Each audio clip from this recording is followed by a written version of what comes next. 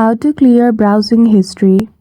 Hello everyone, welcome back to our channel, and today we are back again with a new video. So without any delay, let's get into it. For that, simply open any one of your web browser. Click on the three dots at the top right corner. Go to settings. Simply scroll below and go to privacy and security in your web browser. Once you do, at the top, click on delete browsing data. Simply select the option of browsing history and unselect cookies, site and cache images. Then after in time range, you can simply choose any one of the option. If you want to delete all time browsing data, simply click on all time.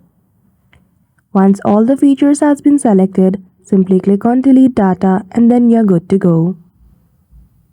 So that's it. I hope you found this video helpful. If you did, don't forget to give it a thumbs up and subscribe to our channel for such tutorial.